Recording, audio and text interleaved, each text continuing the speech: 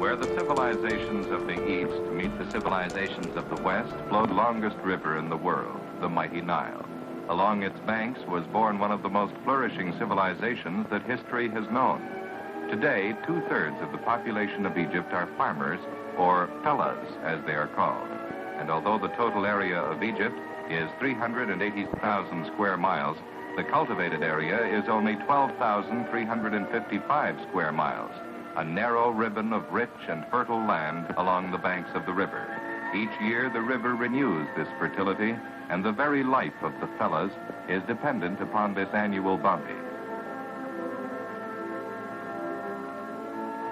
My small village is on the shores of the Nile, about 15 miles from Cairo.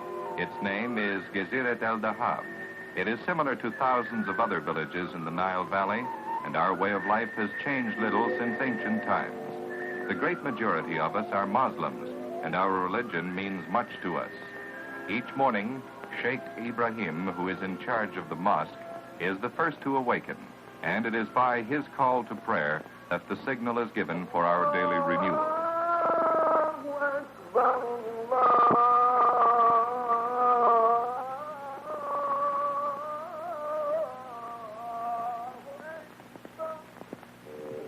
My name is Hassan. I live in a house made of mud bricks. The few fedans that I farm give me a modest income. Those who are more fortunate rent their lands and live in the city. Our cattle spend each night with us in our homes, and in the morning we take them with us to the fields.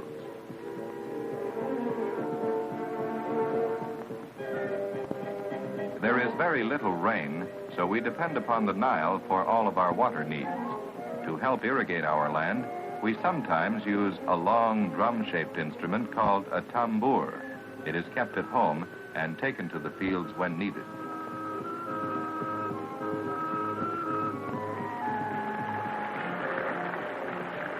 Turning the tambour causes the water to spiral upwards and flow into the small irrigation trenches we dig through the fields.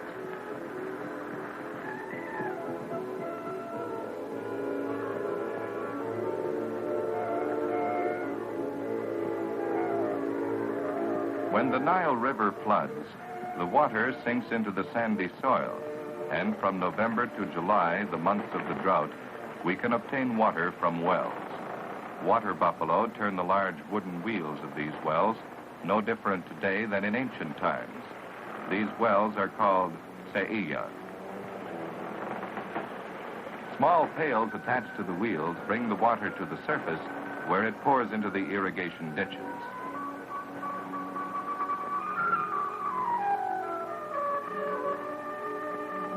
Our winters are mild and the land is very fertile. Egypt has produced so much wheat in the past that history has called her the granary of the world. Today, cotton is the main crop, and it is famous throughout the world for the length of its fiber. In my fields, I grow mostly vegetables, which I sell in the town. At harvest time, my whole family helps me, as we must work quickly so as not to lose any of the crop.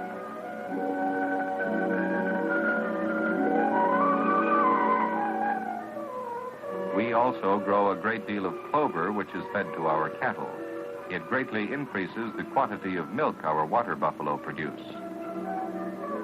When my brother Ahmet has finished harvesting his wheat, he plows his field in preparation for planting cotton. Our plows are made of wood, and their shape and style have not changed for centuries.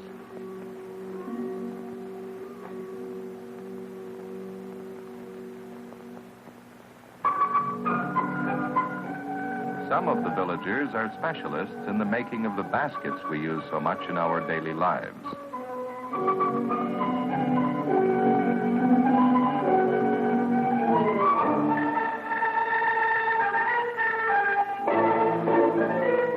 Their nimble fingers deftly weave the henna reeds into a great variety of shapes and sizes.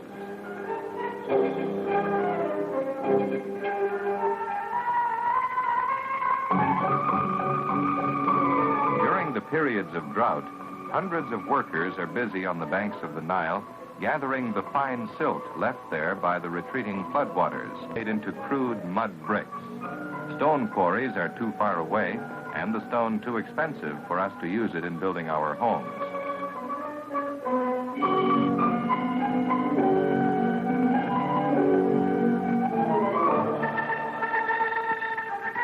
The earth is packed into special forms and then allowed to dry under the hot rays of the sun. It makes a strong and durable brick. In fact, evidence of houses constructed of these bricks more than 4,000 years ago has been found.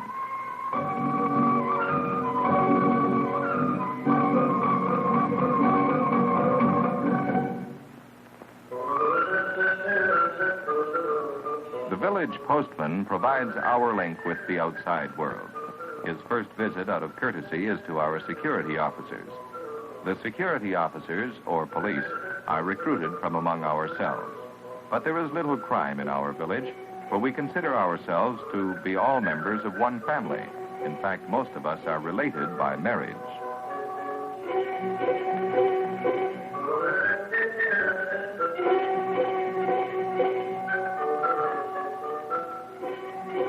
The village is quiet while the men are away working. If my wife is not helping me in the fields, she keeps busy with her own chores. She starts her day by feeding the chickens on the terrace of our house. The eggs they lay are sold in the local market. At the same time, my sister, Fatma, prepares the dough for the bread.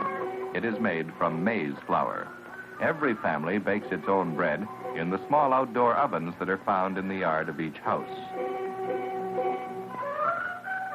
A handful of dough is put on a round board and given a few shakes. It quickly takes the shape of the board. The baked loaves are round and flat.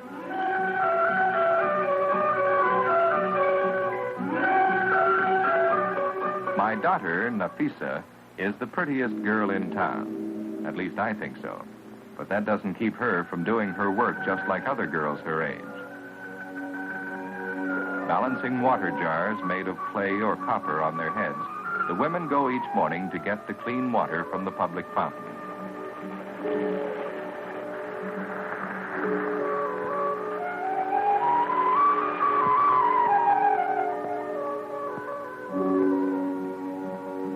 The water is stored in large clay jars.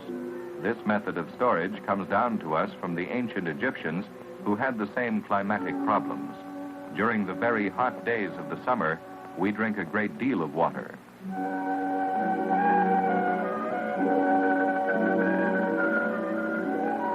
The small clay pots are porous, and the drinking water keeps fresh and cool.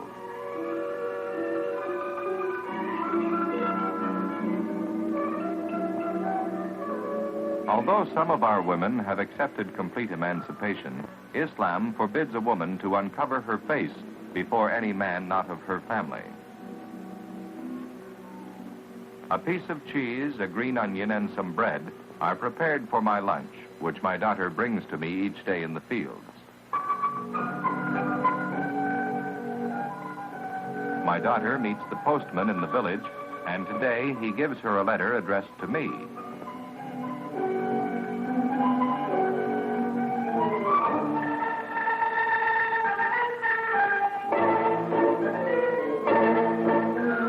Education in the villages is more advanced today, but the fellas of my generation did not receive even a primary education. It is always pleasant to receive a letter, but it is sad that when my son, who is in the army, writes to me, I cannot read it myself. It is necessary to go to Sheikh Ibrahim, the man in charge of the mosque. He often does the job of public reader and writer, and during the days he teaches in the local school.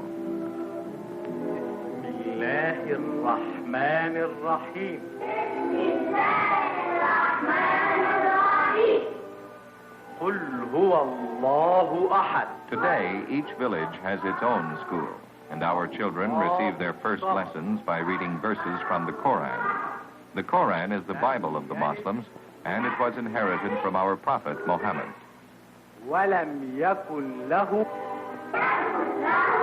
كفوا أحد صدق الله العظيم. السلام عليكم. وعليكم السلام ورحمة الله وبركاته. Sheikh Ibrahim always welcomes me warmly, and he needs no urging to read my letter. أنا كنت جاي لك أمال دي أرضك يا عبد السميع تاكل منها تهملها تهملك ولا تلقيش لقمة تاكلها.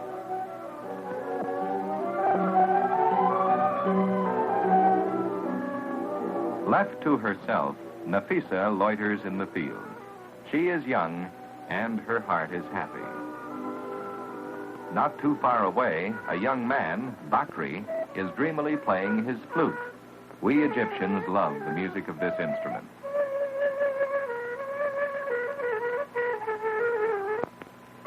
Nafisa hears the music, and she knows who is playing.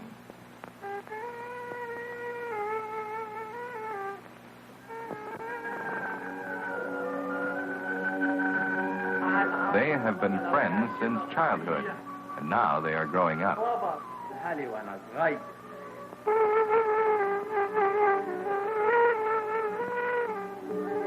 Frequently seen in the Egyptian countryside are the fortune tellers. They belong to the Bedouin tribes and are numerous in our neighborhood.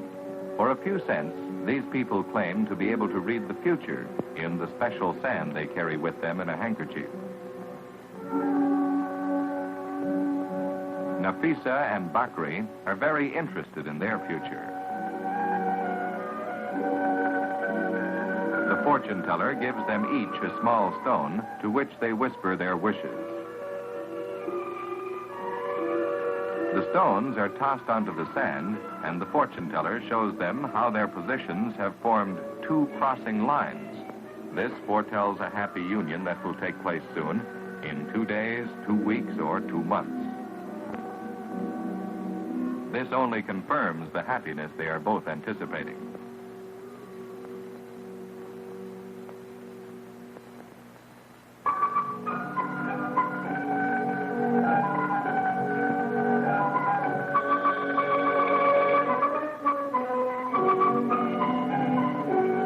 After the day's work, we have our evening meal in the yard of our house. The entire family sits at a low, round table with the food placed in the center, and everyone serves himself. Beans cooked for hours and served with oil and lemon are a favorite of ours. Green onions, eggs, and fresh water are always served.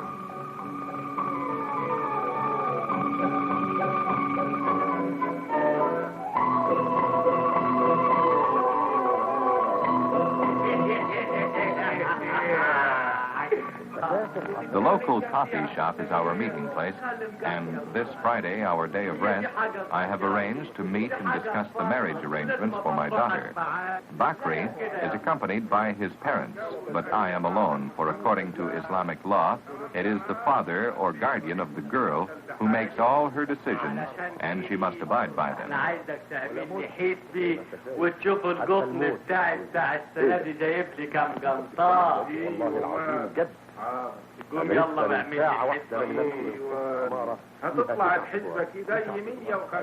We quickly come to an agreement whereby they will give 20 pounds, not in payment for my daughter, but as security for her and her future happiness.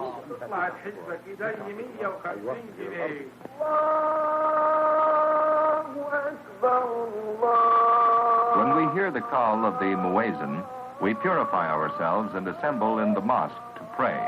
Out of respect, we leave our shoes at the door. This Friday, our two families go to the mosque together and, turning towards Mecca, pray for the approaching marriage. On our way out, I was surprised by an old friend, Hussein, who is wealthier than I and lives in the capital. It is our tradition to honor every traveler who passes by, so I invited him to have a meal at our home. My wife welcomed our guest by preparing a special lentil soup. Our women, though, are not admitted to the presence of a stranger in the house.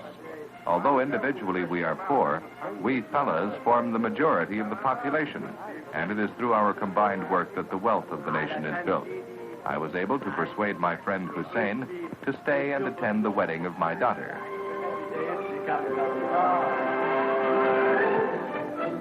A few days before the marriage, friends and relatives of both families began to arrive from neighboring villages. They all brought presents according to their means.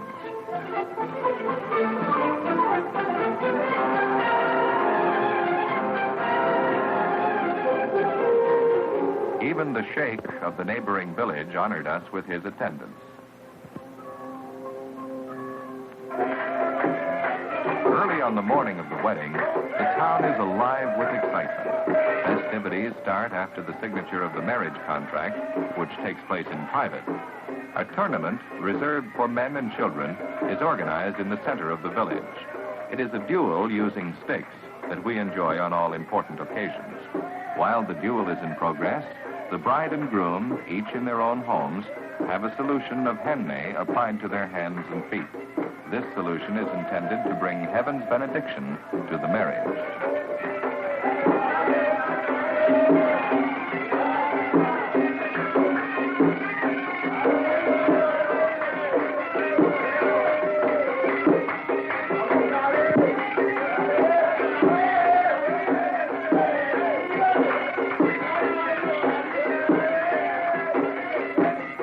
After the tournament, the men gather and drink tea.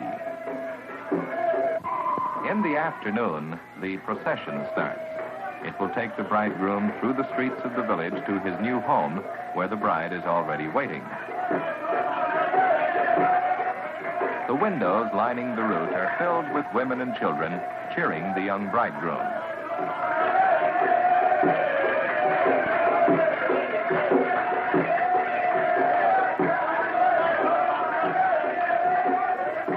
Riding a magnificent Arab horse and wearing a large cape and white silk cap, the bridegroom is followed by the crowd of guests and the men of the village.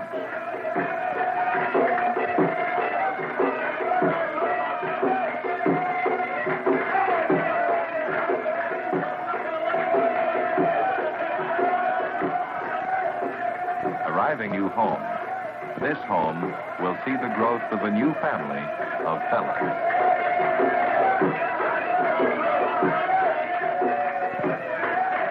The ancient Egyptians built some of the greatest monuments in the history of the world. But it is the humble attachment of the simple fellah to his land, his family, his village, and to the traditions of his past that assures the survival of the people of Egypt throughout the centuries.